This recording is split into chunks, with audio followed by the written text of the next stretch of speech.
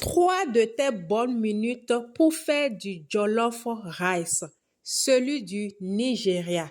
Si vous ne le savez pas, le jollof Nigeria a un goût spécial et il y a un type de riz pour le faire. Aujourd'hui, chez Soi Cooking vous emmène dans sa cuisine. Dans une casserole contenant de l'huile bien chaude, j'ai mis du concentré de tomate. Ça dépend de la quantité de jollof rice nigérien à faire.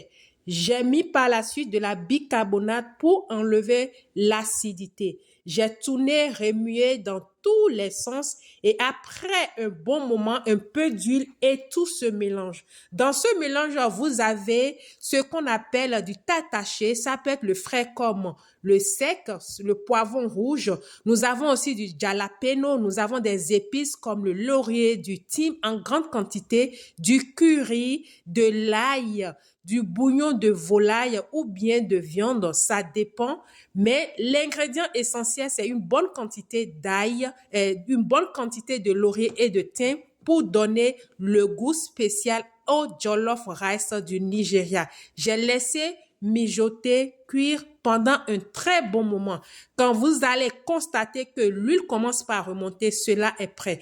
Dans une autre casserole, ça c'est un autre mélange à base de poivron que j'ai fait frire. Ensuite, j'ai mis les poissons et j'ai laissé mijoter à petit feu. C'est le mélange qui va accompagner notre jollof rice. Je précise que c'est facultatif. Vous pouvez le manger avec du poisson comme avec celui-ci. Le jollof rice, ça peut être au poisson, à la viande ou au poulet. Le choix de votre protéine vous revient.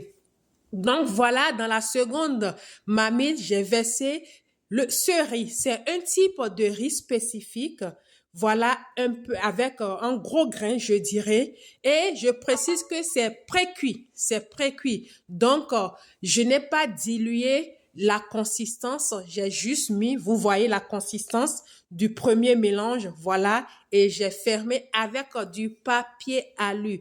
Je vous assure, c'est une dinguerie, j'aime bien le manger. J'ai ma voisine nigériane qui est venue, je lui ai donné la goûter. Elle dit, ma chère, tu l'as même bien fait que moi.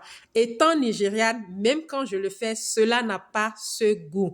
Aimez, partagez, abonnez-vous à nos différentes chaînes, à nos différentes pages. C'était chez Soi Cooking. Le plaisir est pour moi. Vous êtes à Houston, vous avez envie de manger africain. Chez Soi Cooking and Market reste la seule et unique adresse pour manger des plats africains authentiques. Prenez soin de vous et à bientôt dans une autre vidéo. Ciao!